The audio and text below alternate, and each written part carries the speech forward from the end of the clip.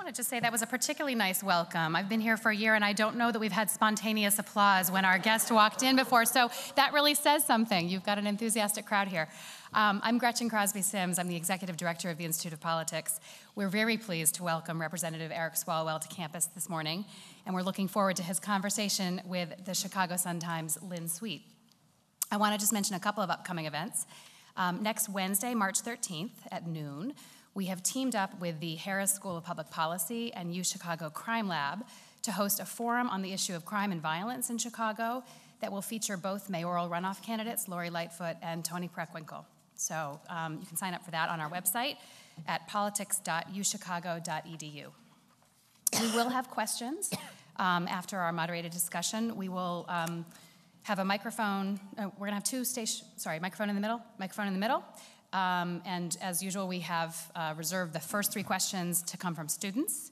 We remind you that a question does end in a question mark. Would ask you to please put your phones on silent. And here to formally introduce our speaker is Devshi Mehrotra. Devshi is a 4th year from Irvine, California. She's studying computer science. During her time at UChicago, she has participated in several civic engagement programs at the IOP, the Seeds of Justice and the Sargent Shriver program.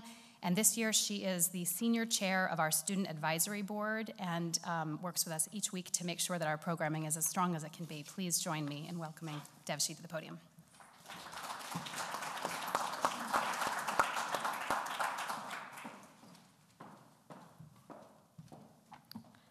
Welcome, everyone, and thank you so much for joining us today for what is bound to be a fascinating conversation between Congressman Eric Swalwell and Ms. Lynn Sweet from the Chicago Sun-Times.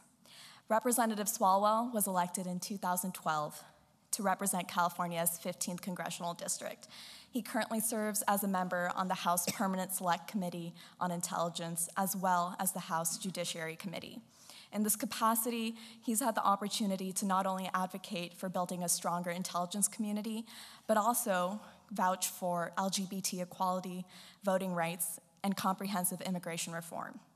The representative also founded Future Forum, which is kind of focused on making sure that millennial Americans feel involved in the political process by focusing on issues of home ownership and student loan debt.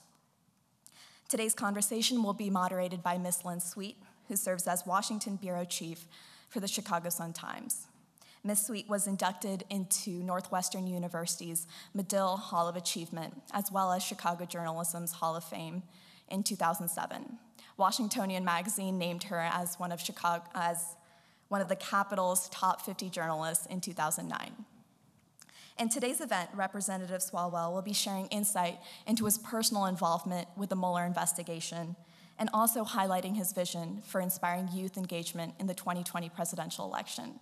And so with that, I ask for everyone's help in welcoming our panelists to the stage. Thank you. Thank you. And thank you, everyone, for coming out on this cold morning, but we're Chicagoans. And we come, we show up, and welcome to everyone who might be watching this online or later on when you see this in non-real time. But let's start with the news first, and the news first is that the congressman is on 2 of the committees that are yielding most of the news in Capitol Hill.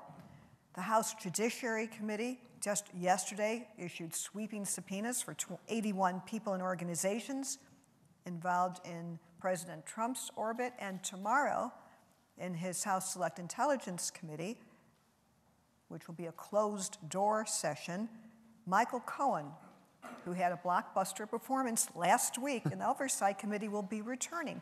So let me start in a moment on that. But since we're at the University of Chicago, and students you'll be talking with later, and students who might be watching it or here, one of the things I think is just so important is to tell students how you got on your path to politics.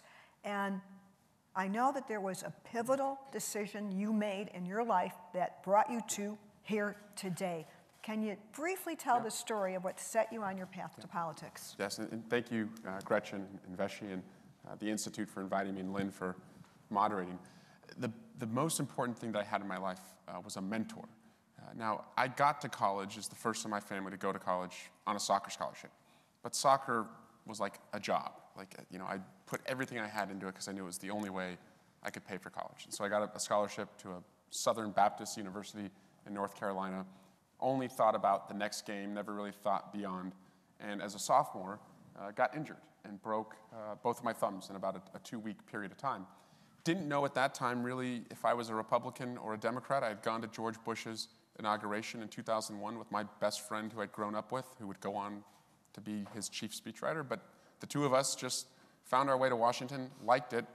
So I had that injury, and it was this high school teacher who was a mentor of mine who told me, Eric, the world's not over.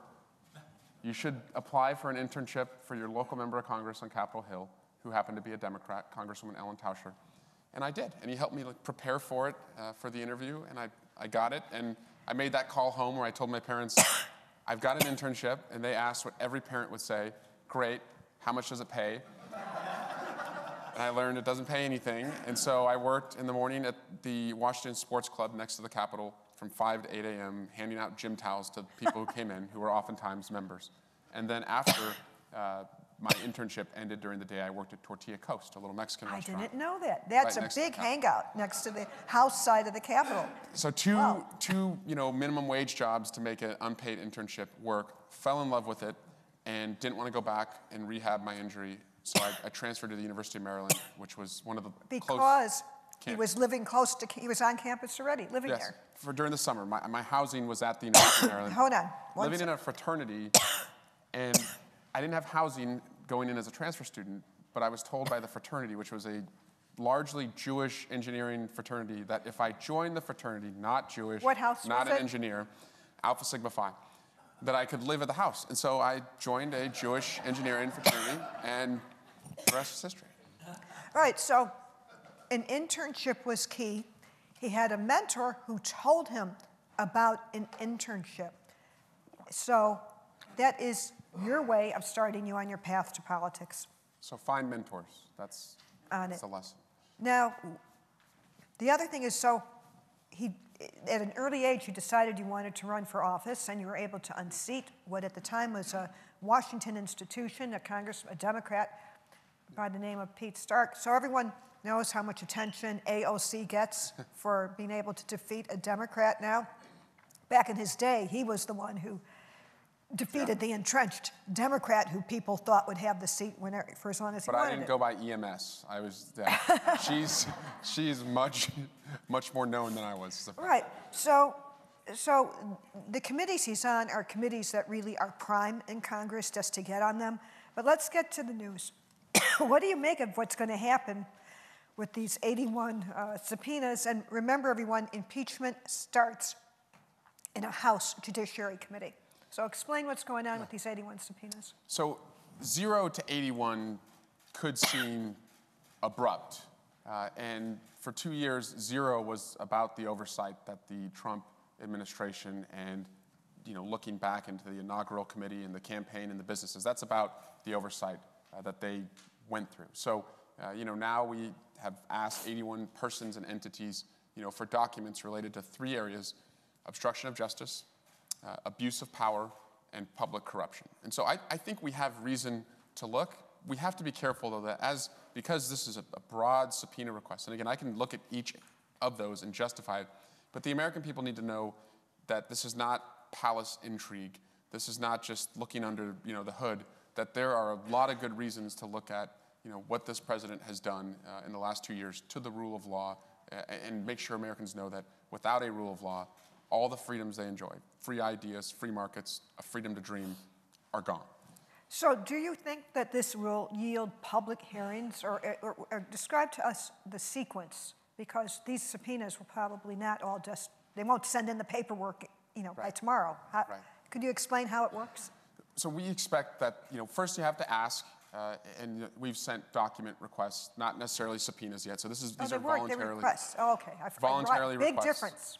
And ideally they respond, but we've seen that this administration, doesn't necessarily, follow the law and adhere to, norms and traditions. Right. So you have to be prepared with a subpoena to follow. But ideally you get what you want through a voluntary request, then a subpoena. I expect, honestly, Lynn, that we're going to see a lot of this litigated in the courts. But the administration is outnumbered now, where they weren't outnumbered before. Because we got the majority, because Lauren Underwood and Sean Casten joined the U.S. Congress, the president's outnumbered. He's got a legislative branch that can be a check, and I think the precedent that the judicial branch can put on him if it's litigated and goes there.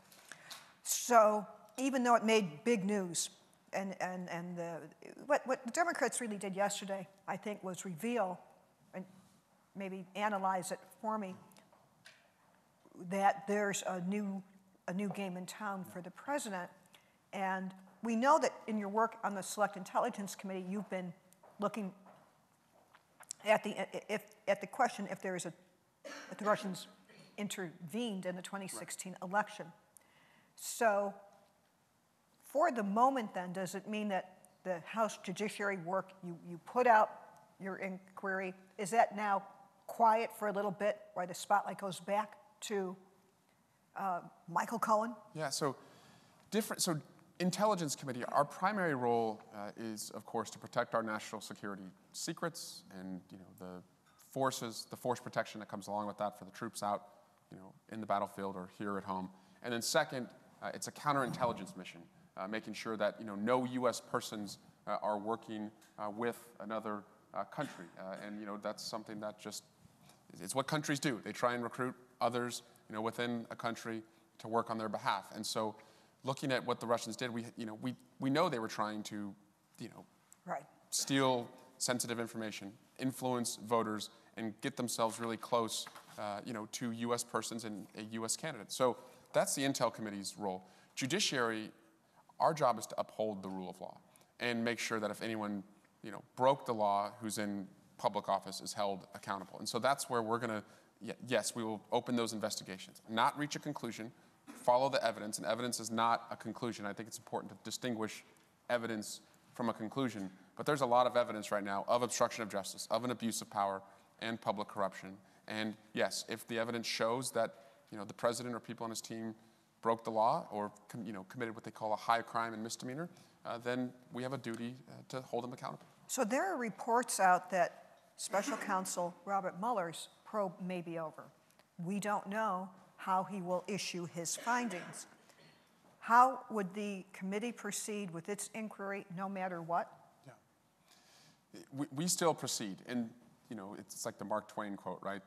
Reports of my death are premature. I think Mueller hears about, his investigation ending all the time, but I don't think any of us really know, when that will end. And the best thing we can do is just ensure that he has the runway to follow the evidence. But the Mueller team can only tell us what they can prove beyond a reasonable doubt. That's the highest standard in the law. And so I'll just give you an example of what they could not tell you. Suppose they had an intercept, like a wiretap, where Russian A is talking to Russian B, and they say, we are in contact with Trump campaign official C. So Russian A to Russian B talking about Trump campaign member C. They couldn't use that as evidence of collusion. It's hearsay evidence, and they know they could never compel Russians to come into court. So they may know something that they can't tell us that we, as lawmakers and the public, would want to know. So Mueller, his standard is very high as to what he can tell us. Ours is not, I would look at ours as a more likely than not standard. If something was more likely than not to happen, we have a duty to look at it. And so we can go places and tell the public things that Mueller can't. So in a sense, what the Democratic field inquiry could do is tell a story, much like a journalist tries to. You could tell what happened. It doesn't mean anyone will end up being charged with a crime, but you could tell what happened. And is that more or less the realistic goal of what you're trying to do? Yes, we want the American people to know, what the Russians did, who they worked with, what we can do to secure future elections. Because I think as long as this is about the future, not relitigating the 2016 election, but assuring people that we're not going to let a foreign adversary do this again, and that there will be accountability for people who worked with a country that works so often against us, I think then the American people are with us. So when you're on the Judiciary Committee and other committees, congressmen could just come out, say what they want, go on the shows. Last night, by the way, Congressman did Lawrence O'Donnell's show from Chicago, frequently seen on CNN and MSNBC. That's something I didn't normally do until the Russia investigation. I think I had gone on national television around 10 to 15 times in the first 4 years in Congress. And it was because we saw on the Intelligence Committee that our Republican colleagues had the shovels out and were doing all they could to bury the evidence to protect the president. And we had to do something that you never do, and you know, the Intelligence Committee, you never see them speak publicly because, one, it was always a bipartisan committee, and two, you usually couldn't say much about what you were doing. But we felt such a responsibility to let the public know so that they could use their activism on the outside to ultimately give us the power on the inside, which was delivering the majority this past November. Which is why you've seen so many people. And locally, since I'm before Chicago audience, you have on the Intelligence Committee Congressman Mike Quigley and a new member, Congressman Raja Krishnamurti. On the Oversight Committee, by the way, you have Raja Krishnamurti and Robin Kelly, who were part of the public Michael Cohen hearings last week. So again, before we get into my Michael Cohen questions, you actually, this secrecy stuff is very serious. Most of the time you're in a secure location called a SCIF, right? Yes. And SCIF stands for? Secure Compartmentalized Information Facility. And so we meet 3 floors below the Capitol. So it was built after September 11th, a secure facility below the Capitol for the Intelligence Committee. There's no cameras. When I go in, I have to take my cell phone and put it in a cubby. What we say in there will not be unclassified or declassified for over 25 years. And so it's always, and it's a small committee. So it's always been a place where you can speak candidly with each other. You're not worried about something you say being used on the evening news. And you found that, like, your colleagues aren't necessarily as partisan as they are above ground. And sometimes what you think they would say or a position you think they would take is the opposite when, like, a national security decision has to be made. And so there's always been this trust and bond underground. So my hope after Russia interfered was that, okay, and I guess I was naive, but I thought, well, we've always worked well underground. We'll be able to do the work down here. And I saw that it was just as bad underground as it was above ground. And that, you know, there were times where Ranking Member Schiff, you know, because we couldn't get Chairman Nunes to, you know, even talk to us or have an informal meeting about the scope of the investigation. So he would, sitting next to each other, starting a meeting, would have to look at Chairman Nunes and say, I know we have this hearing that we have to do, but can we please just meet in an informal way and talk about your grievances with us, our concerns about what you're doing. And Nunes would just look at him like we are right now, not respond, and then just gavel in the hearing. And we just saw that there was no, despite our efforts to try and get, you know, a bipartisan investigation, they weren't interested. And so we went above ground. Hard? Now, this is just something that I've been curious about. Your head is stuffed with so much information about related matters because there is overlap. Even though you might say that House Intel deals with more of the international aspect of these probes, they're all interrelated with Trump, his family, the organization. Do you ever fear, even now, that, wait, I think the answer is, do I know this from Intel or do I know it from Judiciary? And I have to, how do you build a little wall in your head? How do you do that? Absolutely. My wife tries to get me to crack all the time. She's pretty good. Yeah. But, you know, it's funny. It just becomes, I don't know if it's on purpose or not, but the fact that it is like 3 floors under the Capitol, it's almost like when you're out of that space, like it's left there. Like a visualization process of secrecy? Yeah. So you kind of replay it. Oh, can't talk to Lynn about it. It's truly in the vault. Oh, interesting, interesting. But one thing is that we cannot confirm, even if there's something that is so publicly reported, you know, say Lynn's reported on it, or, you know, Maggie Haberman has reported on it, and it's just in the public ether, and it's just so acknowledged, but it's only reported based on anonymous sources and not acknowledged by the U.S. government. That's where sometimes it can be tough, because I can't talk about it as if it's in the public sphere, because then I would be confirming something. A source. That's why and I'm sure everyone here is a sophisticated consumer of the news, so even though Congressman Swalwell might know actually the fact, you would in a conversation say, well, the New York Times said that this or that, and then you'll comment on it. So this gets me to a question. One of the questions out there is, that Congress would like to know, or the Democrats, is Trump offering pardons to witnesses. That's a matter of something that could be dealt with in judiciary, oversight, intel. Whose responsibility in Congress is it, do you think, to find the answer to that question? I think it's judiciary. And so I hope you're as offended as I am by the idea that a president could offer a pardon for an investigation that he or she is involved in. And the pardon power is almost absolute. And it's for good reason, that you would have maybe a case where someone was wrongfully convicted or was worthy of being shown mercy, and our criminal justice system had just failed to see that, and you have a branch of government that could show that mercy, and you want that to be there. But here, I think you're seeing the gross abuse of that because the president is involved. This isn't getting involved in some investigation that took place 10 to 15 years ago, or is away from his family and his business. He is the subject of the investigation. And so the fact that witnesses may not be coming forward or are changing their testimony because they think they might get a pardon, I think that is obstruction of justice and an abuse of power. I think when you look at Paul Manafort, he went from being convicted, wanting to cooperate, lying as a cooperator, and the president all throughout that pendency wouldn't rule out giving Manafort a pardon. And so you have to think that he thinks he can just wait this out and get a pardon. And so if there are discussions in the back channels about that, I think we should know. And I think that's the Judiciary Committee. So after Michael Cohen testified publicly, the next day he went behind closed doors in the House Intelligence Committee, and he must have had so much to say that he's coming back again tomorrow to finish up. So can you give us any idea of what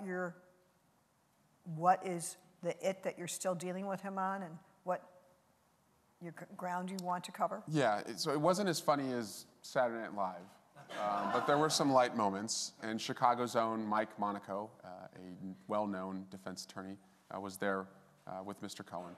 But we did learn in that underground, not on TV setting, new information that we had not known before, that I think goes to just the president's involvement in a lot of this concerning behavior. And we've asked him to come back with the receipts, as you'd say. He says that he has corroboration on some of the things he's alleged. So now this is key. So now you're in House Intel, and he's telling you what I guess we'll hopefully find out about one way or the other. Since he is going to prison for lying to Congress, this issue of corroboration is very important. So do you regard him more as just an informed tipster, or do you think he has credibility in his coming again to Congress? What's your view? I think he is credible, and I've worked with people like him before when I was a prosecutor for 7 years, people who broke away from the gang. And they have different motivations for wanting to come forward. Sometimes they just want to redeem themselves. Other times they're afraid of what happens if they don't tell the truth. And then yes, of course, you can never discount that they may see a benefit in telling the truth and reducing the time that they would be away from their family. And I think all three of those apply to Michael Cohen. But when I evaluate this, Michael Cohen, this isn't a case where, say he worked for Steve Wynn, and he had lied about work he had done for Steve Wynn, and now he's here lying about work he did for Donald Trump, and you say this guy's just a proven liar. He is before us because he lied on Donald Trump's behalf and only on Donald Trump's behalf. So you can't say the guy is a liar without looking at who he was lying for. He lied for his one and only boss that we know he has lied for. And so but that tells his me character flaws, because one of the other matters he was charged with was cheating on his income taxes, in a scheme that involved, there was a Chicago angle to this, the Chicago taxi cab medallion business that he was heavily involved in. So he is to say the least, he is a morally flawed person, isn't he? Years of cheating on taxes, hiding millions, plus lying before Congress. So is it a little more of a cumulative effect than somebody who just has seen the light? Certainly a morally flawed person, but I told many juries in many tough cases that morally flawed people are capable of telling the truth. And if you find other evidence that corroborates what they said, that can be powerful as well. I also think that he was helpful, not just to us on the Intelligence Committee, but also in the public hearing. It was helpful to understand why other people who are still lying and protecting the president are doing that. Like when you have a cooperator, someone come forward, gives this come clean testimony, you start to understand, oh, I see why so-and-so, stands up there and tells these. And why is it? Tell us what it is. What is the it? Why are they doing it?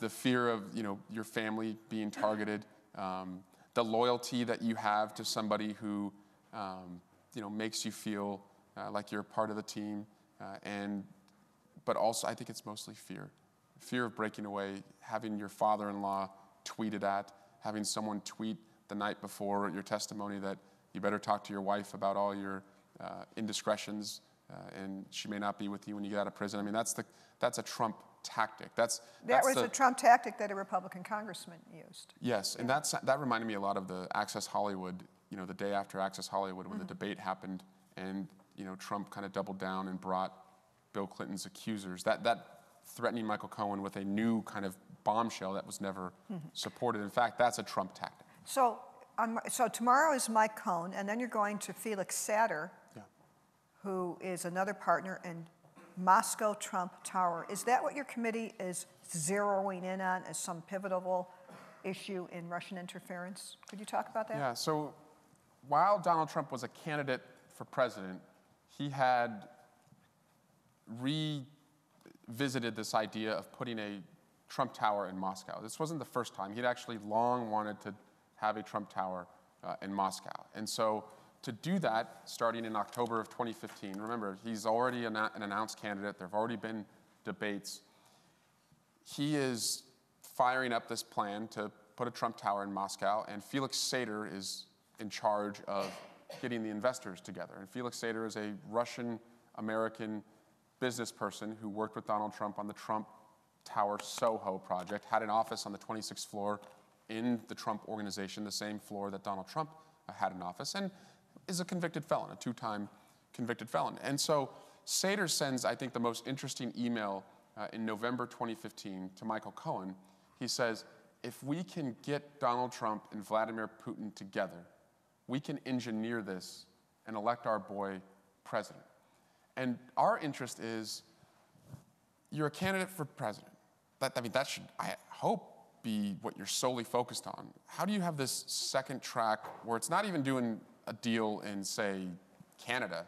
Yeah. You're doing a deal in a country that has sanctions on it, that is not our friend, that we've got longstanding issues with. And then there's this mixing of business and politics in this email to your lawyer where it's essentially suggested, let's do this deal, get Putin and Trump together, and also that will help him get elected president. So did that ever make its way to the candidate? Did he have that knowledge? And is that why he was so open to everything that the Russians were doing? And is that why he praised Vladimir Putin throughout the campaign? Is that why he never disavowed when it was reported in June 2016 that the Russians were hacking, that he essentially said, do more? And so I think his knowledge of this is critical. One last question on the probes, and then we're going to switch to some other areas. And so think if you have follow-up questions, we'll take it in the Q&A. Can you name me two people who you think are important to testify who have not gone before Congress yet? To Donald Trump.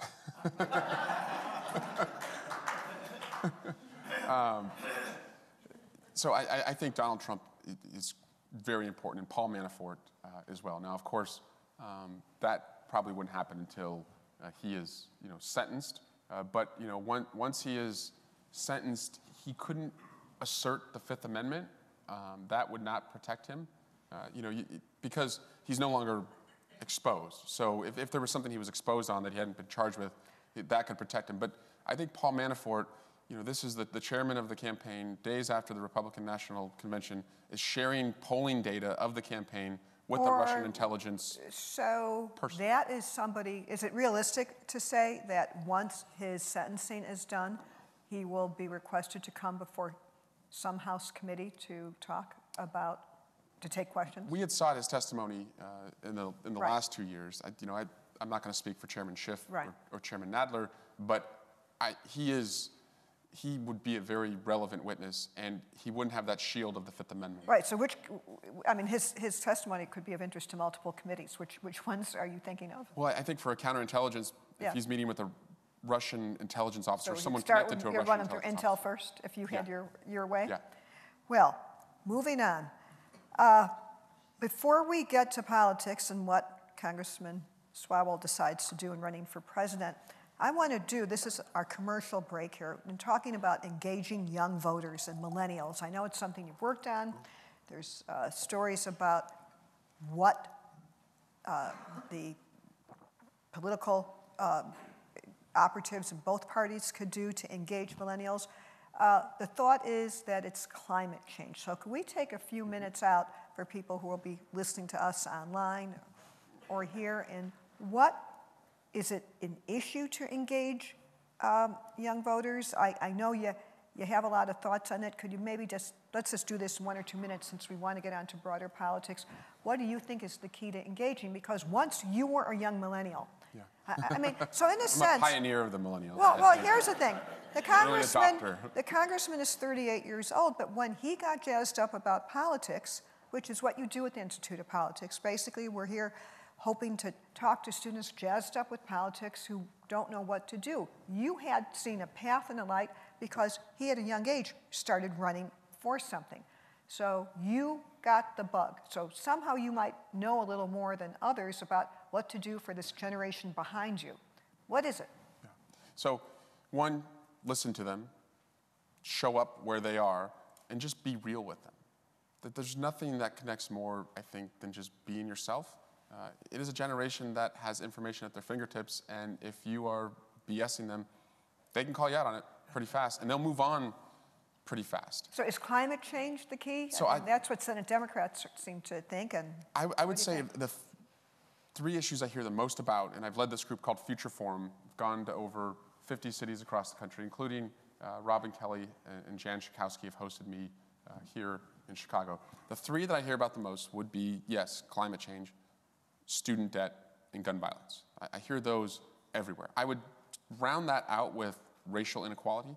It's the most diverse generation, and they understand that there are different experiences, for white men in America than black men in America. And they want to see a change to that, and they want to be the generation that leads that. And then the fifth issue that I would say is also that healthcare. They want to see us do something on healthcare. But I would say most pronounced that I hear every part of the country, climate change, student debt, and gun violence. so that would be a quite difference than the 2016 Democratic agenda to have climate change at the very top as a priority item to focus about. And certainly it dramatizes the difference between what Democrats are about and the beliefs of President Trump and his administration. Yes, but I do think that, and if I run for president, I would make gun violence a top 3 issue. And I've talked to too many people in their classrooms, in their communities. And I think it's been a back burner issue, and I think you need a president who is going to lead on that and actually promise to be held accountable on how many gun violence deaths you would see reduced. And so not just background checks to me, but a buyback and a ban on assault weapons as well, and recognize that Americans love our kids more than we love our guns, and that we don't have to be afraid of the NRA. And certainly that's an issue that is a very big, I know people may be watching us from nationally and globally even, but where we are sitting today in Chicago, gun violence is a huge issue. But as you now have outlined what your issue would be if you run for president, we're talking to the congressman as he just came into Chicago from a visit to Iowa yesterday, his 20th visit over the last few years. So the first question is, now that we've moved to the presidential portion of the program, when will you decide if you're going to run for president? By the end of the month. And so Today's March 5th, this is so March we'll 5th. know pretty soon. Yeah. And so I think I can make it. There's 3 questions I've asked myself. Do I think I can make a difference? Do I think I could win? Because I don't think, even if you can make a difference, if you can't win, it's a hell of a sacrifice to take your family and friends and your own constituents through. And then 3, can we get the child care for 2 kids under 2 to do it? You have a 14-week-old, 15-week-old? 16-week-old and a 21-month-old, and my wife's got a great job, and this would defer, her own dreams and her job. What does she do? She's the director of sales for a Ritz-Carlton out in California. Yeah, so a days-in kid who married a Ritz-Carlton girl. I guess that's, I made it. Well, you do a lot of travel, you'll get points at least out of a presidential run. So today in the presidential world, we had, just in the last 2 days, we had Colorado Governor John Hickenlooper get in, Oregon Senator Jay Inslee's getting in, saying climate's going to be a signature issue. What, did I say Washington? Sorry, Washington, sorry. Remarkably, in Chicago on Sunday night, with just a week to organize and using only social media, Bernie Sanders got more than 10,000 people into Navy Pier, a major space in the city, for a rally. Bernie Sanders attended the University of Chicago, and who here knows the other presidential candidate who is a graduate of the University of Chicago? Right, the answer from the audience. We will give, I don't know what the prize is, so guys, take care. You get a donut. Senator Amy Klobuchar attended the University of Chicago Law School. So all this is a way of saying there are a lot of people running and more getting in. Where do you think you fit in with the more than dozen people? Yeah. So when I say I could make a difference, I believe an agenda that is as bold as America, where we go big on the issues we take on. No more governing crisis to crisis, shutdown to shutdown, where we're bold with the solutions we offer on healthcare, on education, on gun violence, and do good in the way that we govern, where we get rid of the dirty maps and the dirty outside money, that we can bring the promise of America to all Americans. It's one that I live. I was the Did first. you say dirty maps? Dirty maps. Are you talking about gerrymandering? Yeah, I think we have to have independent redistricting in every state across the country. And I know that's a big Democratic agenda item, but in Illinois, by the way, a state that has long been in control, that was in control of the Democrats for might just be something to think about. The last 3 maps after the census have all been controlled by Democrats. Illinois is one of the few states in the nation where the gerrymandering goes on to favor Democrats. And I think we have to be willing. Think you could sell that here in Illinois? Yeah, I'll have to talk to John Cullerton. But I think we would have to, recognize that, there may be states like Maryland or Illinois where we would lose seats, but nationwide, if it's a battle of ideas, we win. And when we passed that in California, the voters passed it, by the way. The Democrats in California, we were against it, and we were wrong to be against it. But when we passed that, since 2012, when it's been in place, we've picked up 12 new Democratic seats in California. So when it's a battle of ideas, we win. And in Texas, for example, where you have a lot of Democrats, but the split is almost, I think it's 22 Republicans and 14 Democrats. They have drawn around, lines of, minorities. They've stacked minorities in different districts. Right. And we're not able to compete. And so I think fair lines, we win a battle of ideas. And do you think that would be a presidential issue for you if you pursued it? And I say that because I have found, especially talking to the next generation, American people have consensus on climate change. It's happening, we should do something. Gun violence, let's have background checks. They support an assault weapons ban. On the DREAM Act, let's get it passed. And then they ask, why don't you guys do anything about it? It doesn't even get a vote. And primarily, it's the dirty maps where the lines are rigged and you get folks, I think, on the extremes, and the dirty money. And I think if you scrub those out, you can see consensus. Okay, now I'm going to ask, we're getting close to the question and answer. I'm going to ask shorter questions, and you give a little, if you mind, don't mind, a little shorter answers. Tweets. I'll answer in tweet. You'll be looking at the 2 first vote states. Other candidates are looking at all 4, including Nevada, and you're in Nevada too. I've been to South Carolina, Nevada. So, okay, so the big 4 first states, Iowa, New Hampshire, South Carolina, Nevada, you're in. The wall for you as a Californian could be the huge amount of delegate votes that come out of California, but California Senator Kamala Harris has so much locked up of the California establishment. how do you even use your California base in East Bay as a way to get you delegates if so much is locked up already? You know, Lynn, I approach it, you know, how do you eat an elephant? One bite at a time. Like, so California is the 5th contest. I've got a lot of problems right now, but California ain't one of them. It's making sure that we can, you know, connect with Iowans and Granite Staters and, you know, go down to South Carolina and Nevada. And we've done that, and we have staff in those places, so if we make a decision, we're ready to go. But, you know, I also think my wife's from Indiana, and we've done a lot of events. Where in Indiana? Columbus, Indiana. Oh, beautiful. Town of architecture and yes. architectural riches. And we can't write off places like Indiana. And so I've spent the last 2 years going to Indiana and Alabama and Oklahoma and Kansas and Nebraska. South Bend Mayor Peter Buttigieg is doing that too. We have a lot of talent in this field. And that's going to turn out a lot of people, and that's a good thing, I think, for what we have to do. Okay, and I'm speeding things up on myself. So is this, I have read that if you do run for president, you're not going to also run for your East Bay seat? I don't think you can run for both. I think you have to, you know, be So fully in. But my constituents have given me the comfort to make this decision right now, which I'm grateful for. But I do believe that, you know, if you're running for president, you should be running for president. So you will move on. What do you have concerns about the age of Bernie Sanders and Joe Biden, who is thinking of getting in? No, I think it's, you know, if you attack someone, you know, based on the age, I mean, look how effective Nancy Pelosi is, and that was an attack on her. Yes. And thank God she's there, completely vexing Donald Trump. That sure and has holding turned him around. accountable. She has gone to be a hip icon from somebody who the Republicans demagogued. Yeah.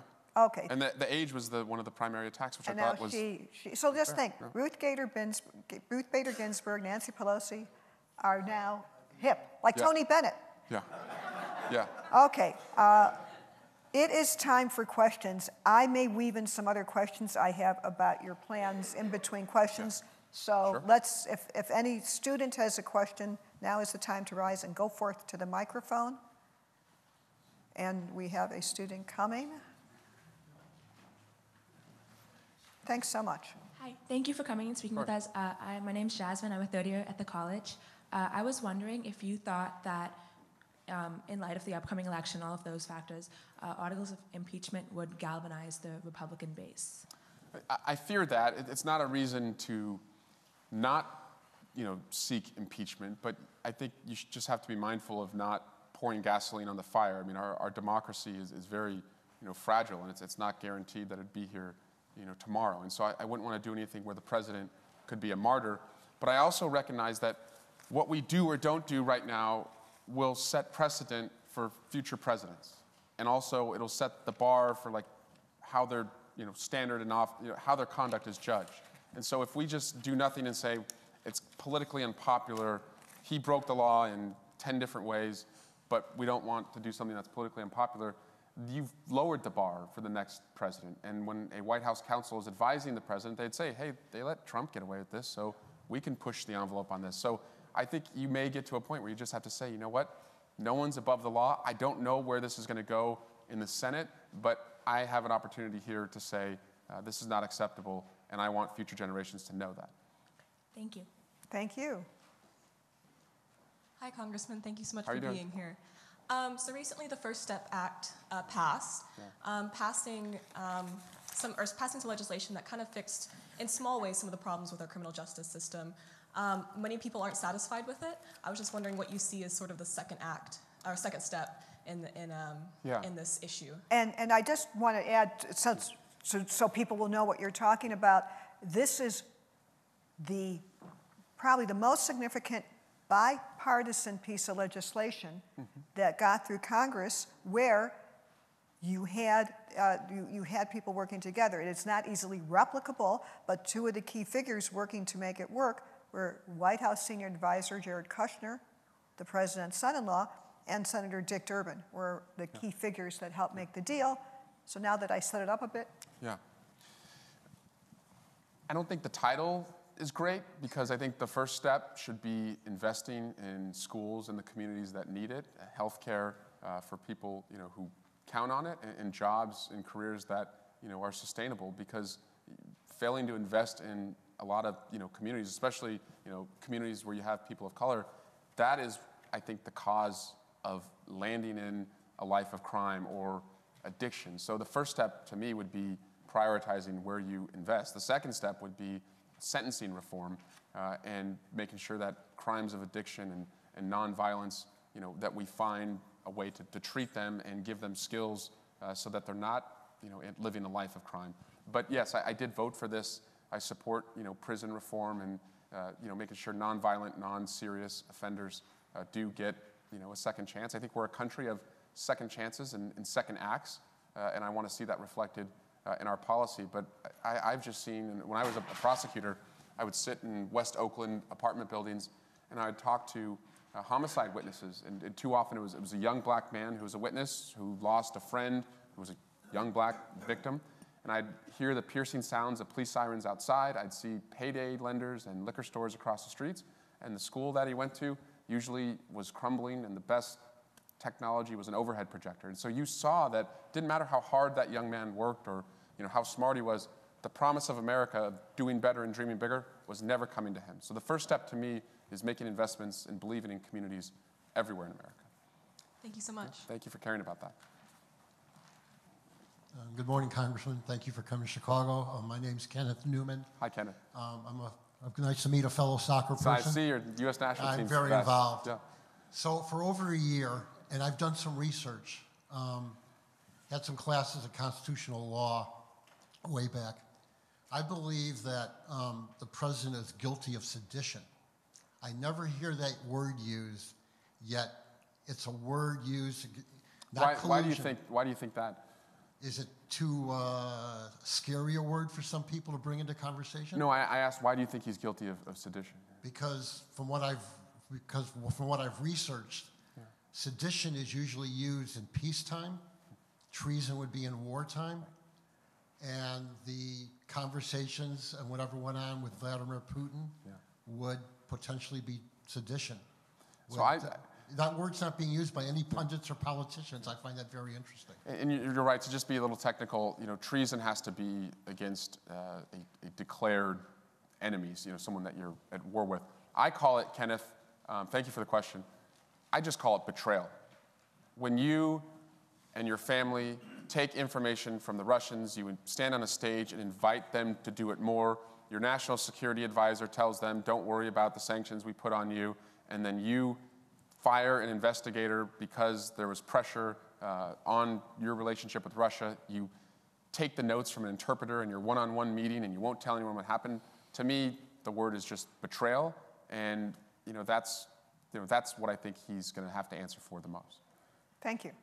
Yes. Hi, my name is Ann Greenberg, and my question is a twist on an immigration question. Yeah. So I was very fortunate to have gone to Guatemala a couple of weeks ago, and I had spoken to some people there about the caravans coming across. And the thought is of people involved in politics down there, is that these new caravans are changing the way immigration is coming to the United States. We didn't have immigration caravans before. And the thought is that there might be foreign governments or foreign powers organizing these caravans to destabilize the United States and to give President Trump a way to rally his base. What are your thoughts on that? It's something that we should certainly pursue, and I'll give the example of Syria.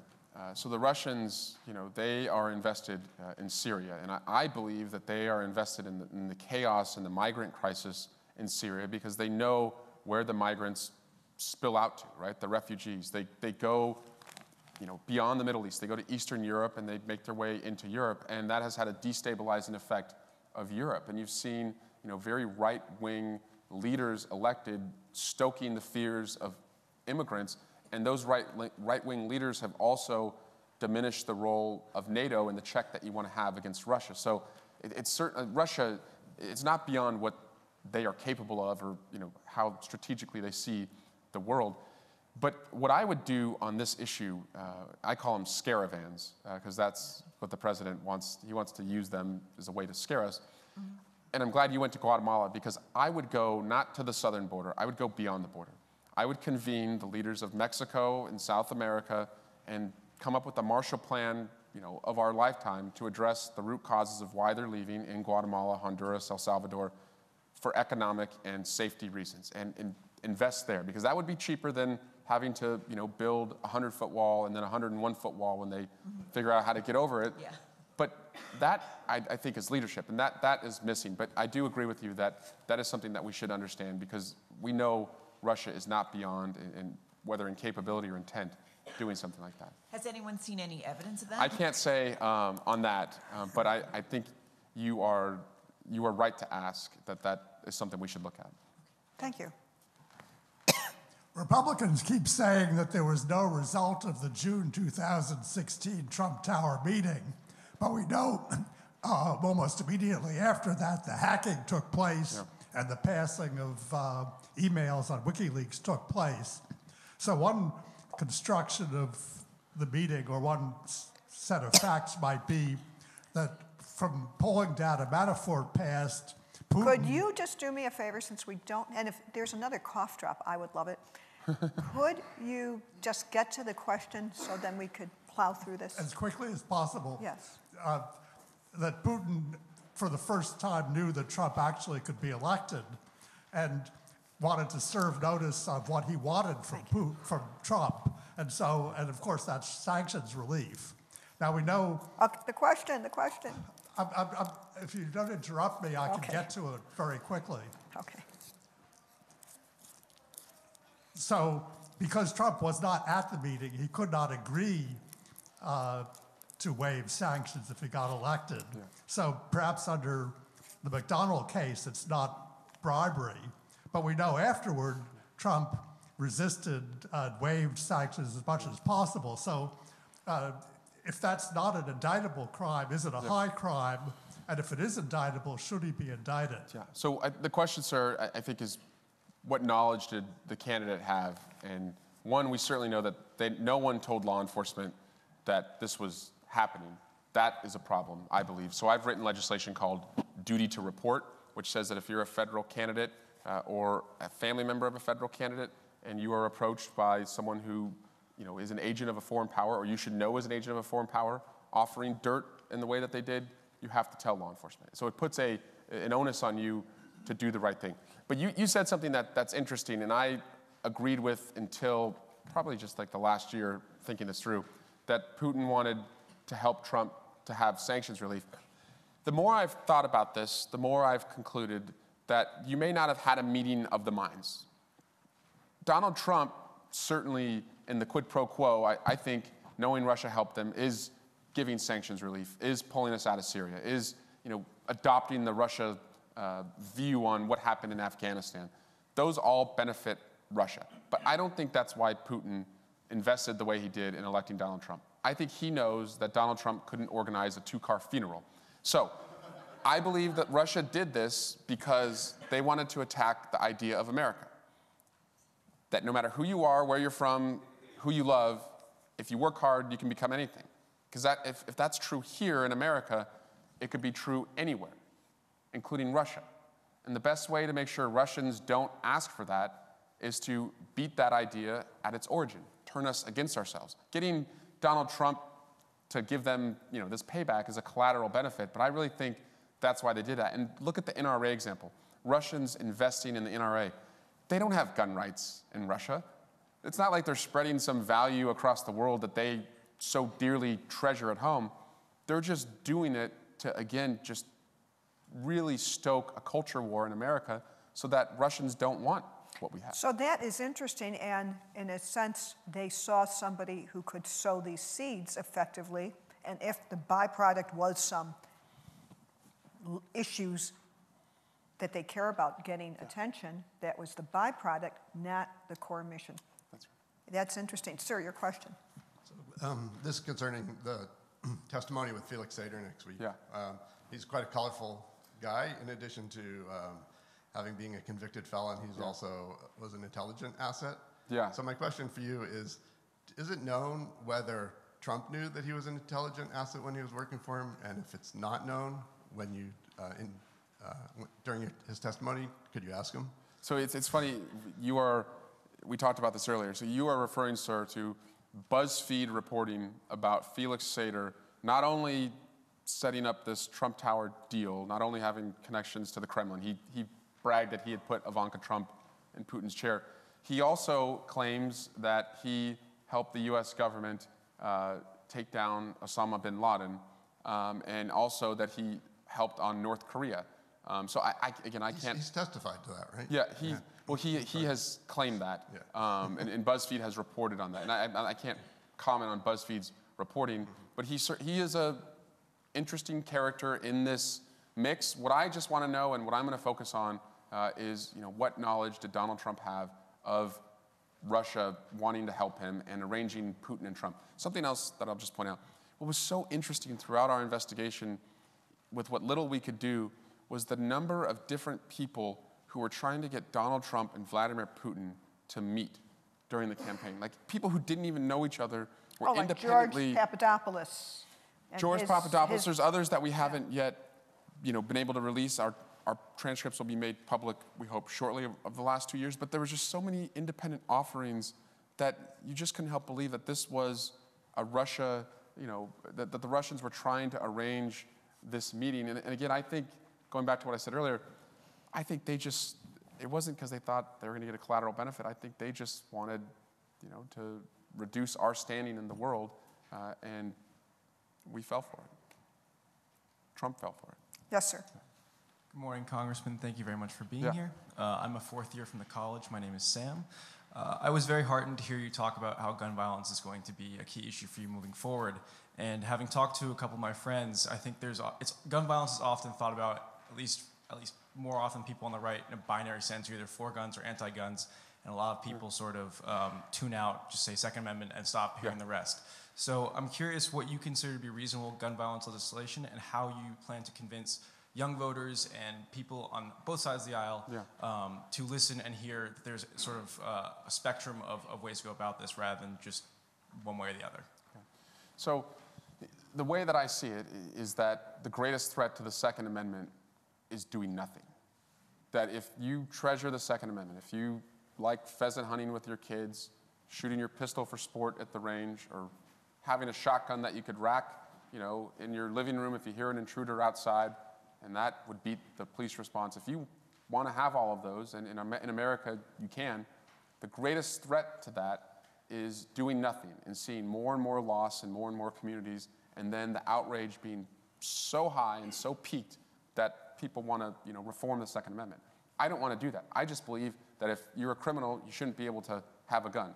That a long rifle is a lot different when you put a pistol grip on it and you can just shoot indiscriminately and give no chance to the people in a gun's wake. And that so many communities like Chicago have gun violence victims every day who don't land on the front page of the papers, but if you had gang prevention or intervention programs in those communities, or if you could study gun violence to understand how to reduce that through medical research, that would make a difference. We're never going to reduce every gun violence death. And that's always an argument made, and I heard that when we did background checks 2 weeks ago, that well, we're not going to get rid of all of them, so why should we do anything at all? I mean, if that was the case, why should Congress convene to make a difference in anyone's life on anything? So if that's a standard, we're never going to meet that. But I do think by having leadership on this issue, we can dramatically reduce the number of people who die from guns. Thank you very much. Thank you, Sam.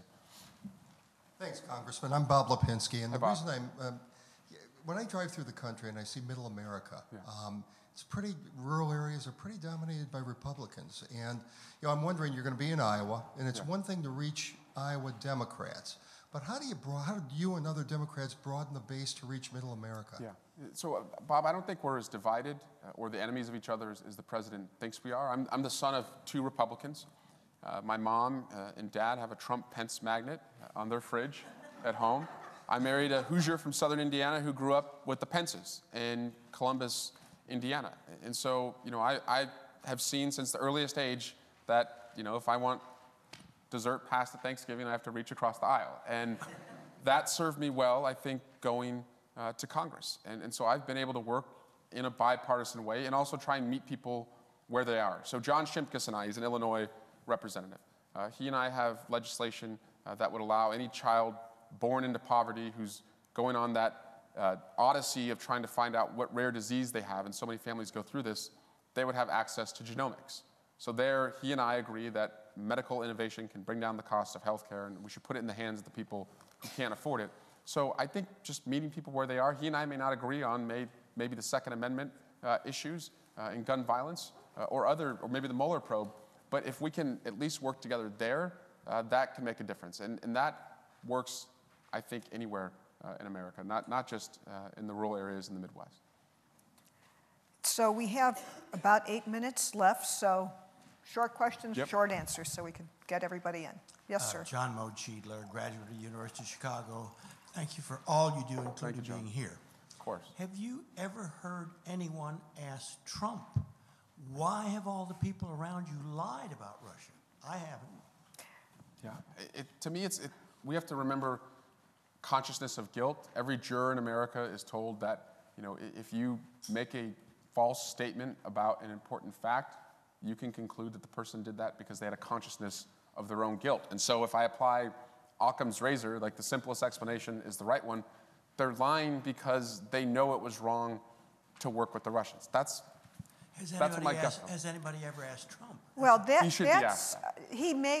If we went through all the transcripts, actually, of all the Q&As, versions or close to that has been asked. A lot has not specifically that way.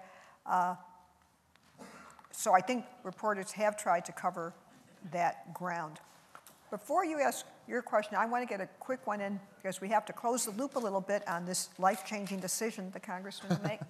Who have you sought advice from as you consider your presidential run? Oh boy, that is a great question. I came here a couple months ago and did the podcast with Mr. Axelrod, and that was very helpful. Not just talking to him on the podcast, but also aside from that, Ellen Tauscher is still a mentor of mine. She helped. She was very involved in the Clinton campaign, and talked to her about what it would mean to do this. And then I have my colleagues and asking them what are they hearing in their district, what do their constituents care about. But the person that I talk to the most about it is it's my wife. And what some candidates have in the process of making a decision sought words with President Obama. Yep. Have you? I will. If I decide to run, I will seek that. And we have. But you haven't been to the office yet. It's because I respect the office, and I don't. Until I make the decision, his time is very valuable, and so I don't want to waste.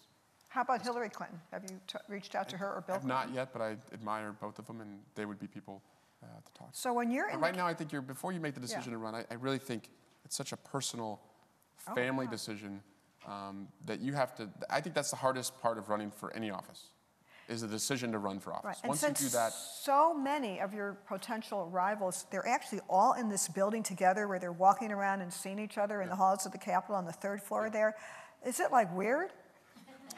I think there's Tulsi Gabbard and I got elected at the same time. Beto O'Rourke was in our class. We're all friends. We went to Tulsi's wedding together, a couple years ago. It's not weird, and I think you just almost have to just break across the awkwardness and just almost acknowledge that it's awkward, and then that makes it normal. Oh, okay. Sir, your question. Hi, thank you for your talk. My name is Matt. I'm a professor here in Chicago, but not at this school, at a public school.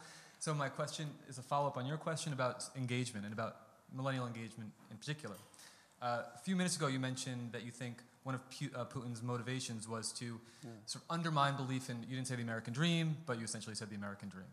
Now, we know that millennials, who might be the largest voting bloc by 2020, are going to be the largest voting bloc. And we also know 50% of them do not believe in the American dream. Yeah. So my question to you is, not how do you engage the Midwest, how do you engage rural communities, but how do you engage the people who are not in this room, who are not part of action communities that you're part of, who don't have access to universities like this? Yeah. And just the last part of the question is to say, I don't think sort of engaging them in the ways that we have is really working. So I'm looking for a different answer than the answer that you gave to our friend over here. On the Midwest. On the Midwest, which is just meeting people where they are, because where those people are is not in this room, and likely not non-voters. Yeah. So it's a great question. And so, one, I think in my own experience, as I said, being the first in the family to go to college, moving and living in 11 different houses across the country, going to 9 different schools. Like, I saw that my parents believed if they worked hard, they would do better for themselves and dream bigger for me. And I see a generation now, and having gone to 26 states in the midterms to help our candidates, I see a generation now that, as you said, has lost faith that their hard work will add up to anything. If they are lucky enough to go to college, they see the financial quicksand of student loan debt. I have just under $100,000. I think I understand that issue and can be an advocate for them because I write that check every month, and I know that it delays starting a family, buying a home, taking a good idea, and starting a business. For this issue of college debt, I also know that for many families, especially first-time families, they don't have the institutional advantage of someone having gone to college. If I was president, I would have a first-time family office in the Department of Education to reach out to high schools to make sure that first-time college goers have additional resources, because I know how hard it was for us to sort through student aid, et cetera. But I would also strike a college bargain with every young person, which would say, if you work through college and you commit to serve in addition to doing your day job, but you do volunteer service hours to communities that need it, we'll give you a debt-free education. It's not free college. Public and private, no Yes. matter where you go to school? Yeah. And so it's not free college. And I believe if you work for something and serve communities that need it, it should work for you. But hold on. That would be my college program. When you just say debt-free, the University of Chicago tuition now is, do you mean debt-free? How do you equal out the I would tie the differences in service tuition? hours to whatever you owe, throughout. So you'd have to work through. Right, it's your debt. It's right. It's, Yeah. No matter your tuition, it's Yeah. a debt you took on to do that. Yes. So, since you bring on, we talked about in closing, Yeah. I just want to bring it back to the real world of somebody who we're talking to just weeks away from a monumental decision about running for president. Since this year money's come up, you have to do an enormous amount of fundraising to do it and testing the waters. I know in Chicago last night for your congressional campaign, you did a fundraiser. Bernie Sanders was able to raise millions just between his network. Kamala Harris raised $1 million in her day of announcement. Can you talk a little bit as we close out how you factor that in your decision? And do you need money, or could you do a Bernie Sanders campaign, or what's your plan? You need money. You have to pay the people who work so hard for you. But I will challenge the country to have public finance campaigns in our lifetime. Going back to dirty maps and dirty money. I think cleaning up the way that we govern includes taking out. I see your point, but that can't work for 2020. That can't work for 2020, but I think if people believe that you will do that if elected, they will invest in you, to get you there. And as long, you better deliver if you win. But I just want to tell one quick story. I've got 30 seconds to do it. My first term in Congress, the San Francisco Chronicle was writing about rare earth elements, how for laptops, jet engines, anti-missile systems, we rely on them. China controls about 98% of the exports. The Chronicle pointed out all these mines in the United States that were not being used, and if they were used, it'd bring down the cost for US manufacturers. So I wrote a bill that would have us get in the game on rare earth elements, look at the mines, have loan guarantees for companies to go into this to give us an edge. Negotiated with the Republicans. They said, take out the loan guarantee part, I'll give you a vote. So we get a vote on it, and the day of the vote, Heritage Action and Club for Growth send out to all their members an email that say, if you vote for this, you will be scored negatively. Mick Mulvaney, the president's chief of staff, comes down to the House floor and calls for a vote on it rather than letting it go through the consent calendar. And I looked him in the eye and I said, Mick, why are you here? Like, we negotiated this. You're just going to blow up this deal. And he said, well, Club for Growth, has asked that I call for a vote. And I said, no, this is something that we've negotiated. It's going to help us against China. And he said, I don't really know too much about it. They've asked for a vote. Don't take it personally, Eric. And I said, Mick, I am taking this personally because this is something we have to, get an edge on China. So it gets called for a vote. And I, again, freshman member, naive enough to think I can change the minds of all my Republican colleagues. I go to my friends that I know, and the number of them who looked me in the eye and said, I like your bill. I don't want to lose to China, but I'm afraid how I'm going to get scored. It was just a punch to the gut. And you saw the power that these outside organizations have, because those members are afraid they'll just have millions of dollars dropped on their heads. And until we do that, we're not going to find consensus where Americans already have. And on that note, we're done with our program. Congressman, thank you so much for coming to Chicago.